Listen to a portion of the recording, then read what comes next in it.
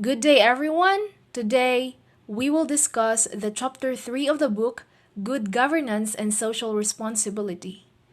Chapter 3 is all about corporate governance. So, when you hear the word corporate governance, what comes first in your mind?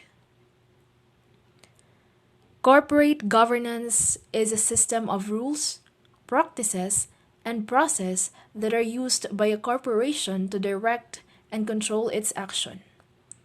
Structures were put in place to protect the various stakeholders of the corporations and prevent corporate scandals and or failures from happening. According to Tricker in 2019, who is considered by many to be the father of corporate governance, he defines it as a way in which a corporation is controlled and governed. Corporate governance involves balancing the interest of a company's many stakeholders, such as shareholders, management, and executives, customers, suppliers, financiers, the government, and the community. As what we've seen, corporate governance is made up of two words: corporate and governance. The word corporate is used for relating to a business, especially large business. Governance, on the other hand, is a process of decision making and implementing those decisions. So, corporate governance is the mechanism, process, and relation by which corporations are controlled. It involves balancing the interest of a company's many stakeholders, such as shareholders, management executives, customers, suppliers, the government, and the community. Philippine corporate governance. According to Icanis in 2006, Kabigting in 2011, and Saldana in 1999, corporate governance in the Philippines shares similar qualities with its East Asian counterparts, most observed of the family ownership structure. According to Ayo and Batten in 2001, cited two key features of corporate ownership among East Asian countries, and these are concentration and composition. The difference between the two is that the concentration dilemma happens in two forms: low concentration or high dispersion, and high concentration or low dispersion. In low concentration, conflict arises between shareholders and managers, while in high concentration, between majority and minority shareholders. The problem with concentration is under family control. So we know that the family ownership structure is unique to East Asia, especially here in the Philippines, and other countries too, such as Japan and Germany. So these issues should be addressed in the country's corporate governance code. Composition refers to the owners or shareholders. This can be in the form of individuals, a family or family group, a holding company, a bank, an institutional investor, or non-financial corporation. The dilemma of composition in the Philippines is pronounced in the ownership of banks by corporate groups. It means that the large shareholders controlled their investments through allocation in various businesses, and banks are usually included in this arrangement. So, this condition contributes to weak corporate governance because it diminishes the capacity of banks to be effective external control agents, because these are in the best position to gauge the efficiency of the corporate group's investment and financing activities. The problem with composition can also be gleaned in the study of factors contributing to bank failures.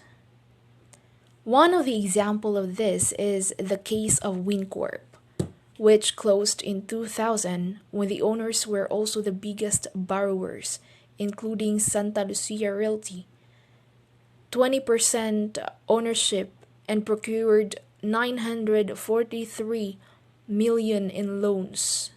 Transparency is another weakness of corporate governance as a result of family ownership. The problem of transparency is legislature. Disclosure clauses of both the SEC and the auditing firms were found to be weak and too generic. The purpose of disclosure is to provide stockholders with accurate and timely information to protect their interest. Shareholder protection is among the cornerstones of the principles of corporate governance.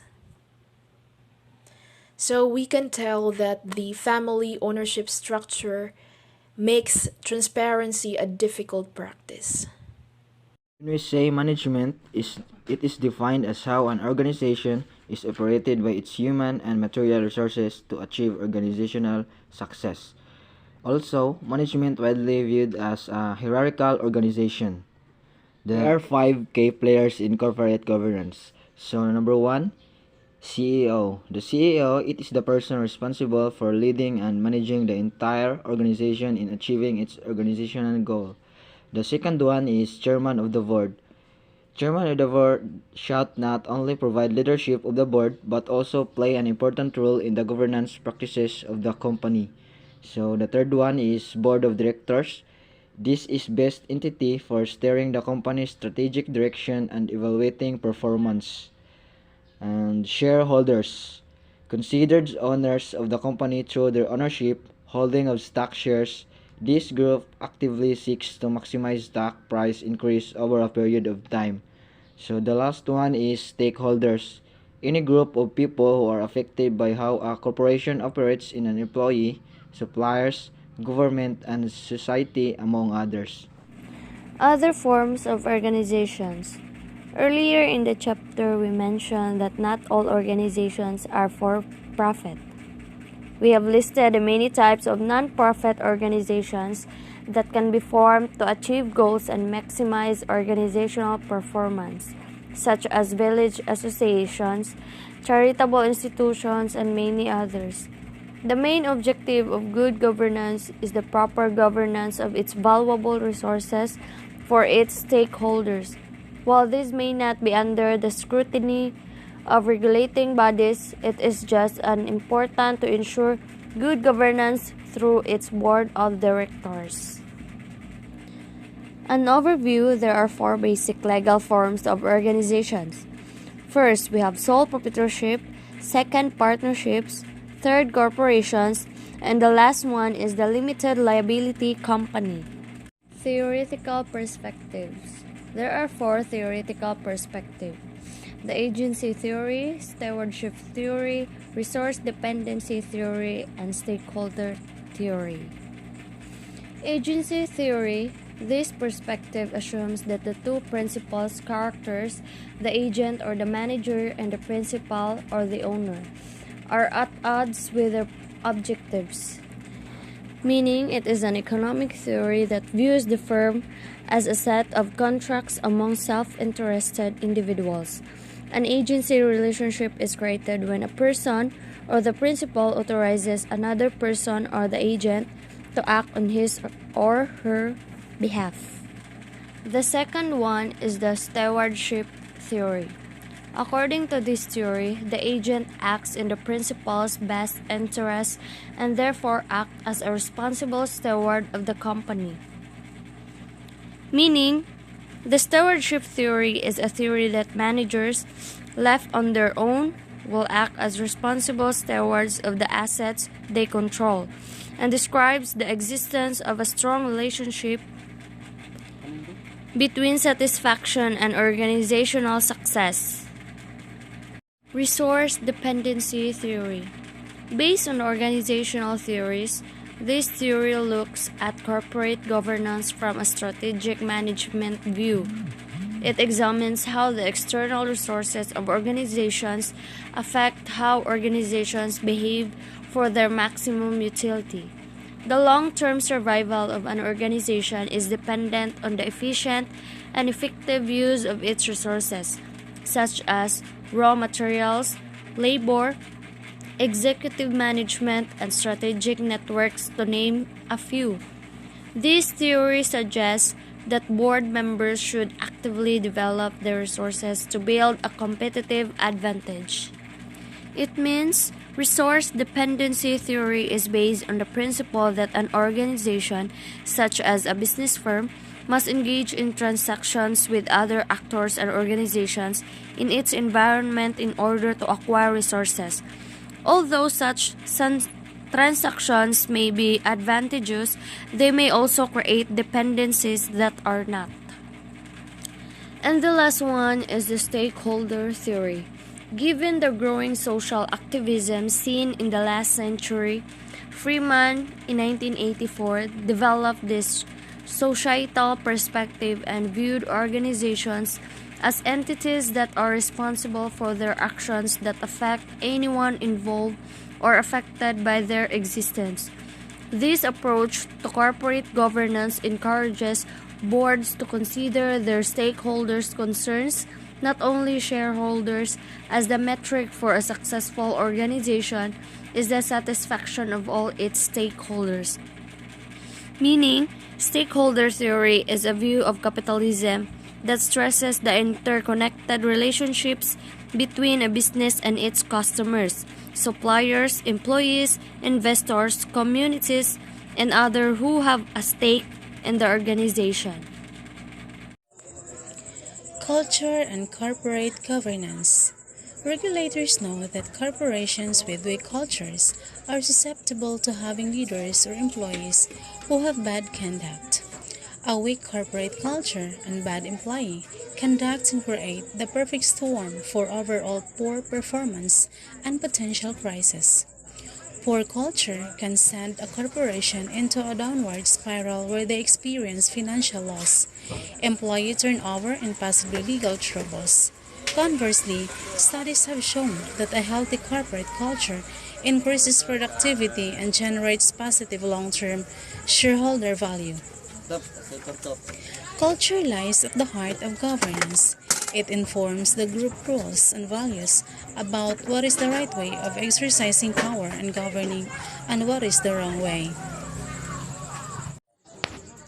Approaches to corporate governance. A role-based approach to corporate governance relies on regulations and the law to ensure compliance. That is the best exemplified by the U.S. Sarbanes-Oxley Act. It is a principles-based approach wherein companies are required to explain why certain violations of the code have been made. That is sometimes referred to as a comply and explain approach. Functions of the board. There are four main functions of a board. These are accountability, monitoring and supervision, setting policy, and strategy formulation. Accountability.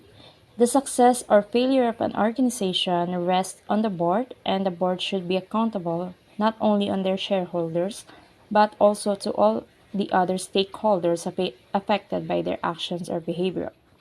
So the board is the accountable and liable body of the organization.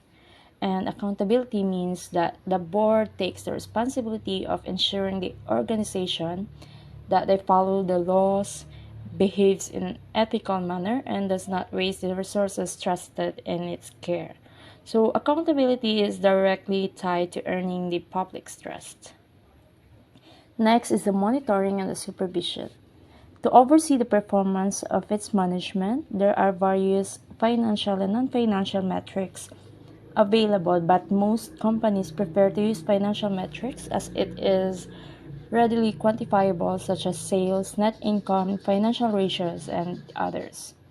So there are various financial and non-financial metrics available, and how this helps in supervising and monitoring the management's performance is by this they will be able to measure their progress towards their specific goals, and they utilize this to analyze the financial status of a company. And the next one is the setting policy. And for strategies to work, a set of policies, procedures, and plans must be prepared for management to abide by. So, of course, there should be a policy to abide. This is to ensure that the organization avoids imprudent or unethical behaviors or actions that would put the organization at undue risk or what would offend that the values and trust of those the board represents. And lastly is the strategy formulation. This is the most important function of the board, as this will steer the company to achieve its vision and mission. The purpose of strategy formulation is to establish a long-term objectives that will enable a company to effectively utilize its strengths and seize the chances offered by the external environment. And there's a purpose and intentional effort to draw attention to the things that the company does better than its competitors. And actually, the most common tool used in strategic planning is the SWOT framework or the SWOT analysis that we are all familiar with. SWOT stands for the strength, weakness, opportunity, and the threat. And providing accountability and formulating strategy are outward-looking perspectives, whereas monitoring and the supervising and policy making are the inward-looking. The time reference for accountability and monitoring and supervision refers to both historical, what happened in the past, and the current period, whereas in the strategy formulation and policy making are future-focused activities. Membership of the board. Board size is determined by the current board and should comply with the terms established in the bylaws of the corporation. A corporation is composed of one director, up to maximum of 15 directors, with each director owning at least one share of stock as per the guidelines indicated in the Philippine Corporate Code. There are three types of main director: independent, non-executive, executive directors. So independent directors are individuals who are in no connection with the company and it's free from relationship which may be considered as a conflict of interest. While the second one is the non-executive directors, are individuals who are not part of the management but are related to a certain aspect of the company, such as being a supplier, family representative, friend, advisor, or shareholder. And the last one is the executive directors, hold a particular executive position inside the organization, such as the CEO or the other senior executive position, such as the vice president. Politics on the board. Corporation politics may be described as the processes and the interaction involving power and the authority that influence decision made of the benefits of an individual, group, or organization.